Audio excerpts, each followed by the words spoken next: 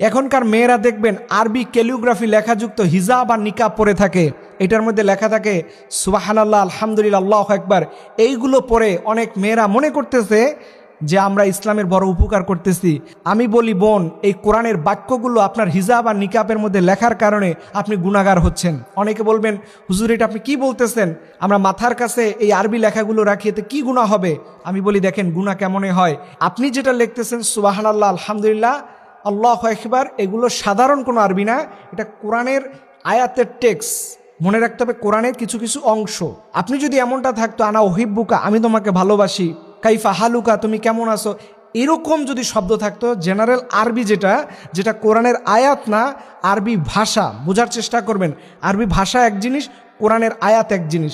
এখন আপনাদের নিকাবের মধ্যে লেখা থাকে সুবহানাল্লাহ, আলহামদুলিল্লাহ, আল্লাহু আকবার, এগুলো প্রত্যেকটাই কোরআনের আয়াতের অংশবিশেষ। এর জন্য এগুলো পড়লে কেন গুনাহ হয় দেখেন, আপনি যখন একটা বোরকা, একটা হিজাব নিকাব ব্যবহার করেন, 2 দিন 3 দিন পরে এটা যখন ওয়াশ করতে চান, এটা যখন ধোয়ার জন্য বাথরুমের মধ্যে নিয়ে যান, বলেন এই আল্লাহর কোরআনটাকে আপনি আপনার পায়ের কাছে রেখে সাবান দিচ্ছেন, ব্রাশ করতেছেন, পরিষ্কার করতেছেন। এটা এক জিনিস।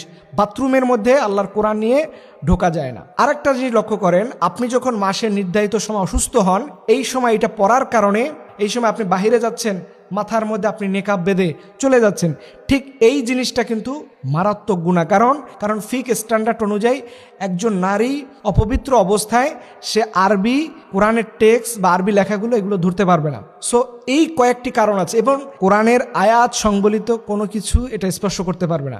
এবং আরেকটা জিনিস দেখেন, এই নারী যখন বাজারে গেল অথবা ঢাকা গেল, যে কোনো জায়গায় যখন যায়, সে যখন ওয়াশরুমে যাচ্ছে, পথিমধ্যে এই ওয়াশরুমে যাওয়া অবস্থায় সে কিন্তু ওই আরবি লেখা ক্যালিগ্রাফি লেখাটা নিয়ে তিনি বাথরুমের মধ্যে ঢুকে যাচ্ছেন প্রসাব করার জন্য, অন্যান্য কাজ করার জন্য।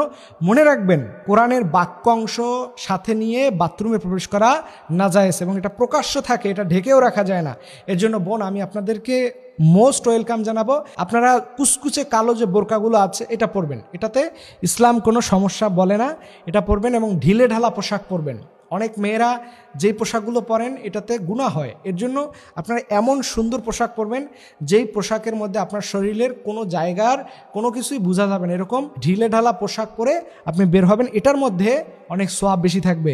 মাশাআল্লাহ, সুবহানাল্লাহ, আলহামদুলিল্লাহ, এটা লিখে অনেক বেশি উপকার হবে। এই ধারণাটা ভুল।